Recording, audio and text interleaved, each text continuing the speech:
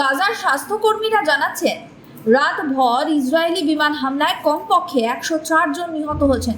তবে কেবল Benjamin Netanyahu সেনার বিরুদ্ধেই যুদ্ধবিরতি লঙ্ঘনের অভিযোগ নয়, পাল্টা দাবি হামাসের হামলায় এক ইসরায়েলি সেনার মৃত্যু হয়েছে।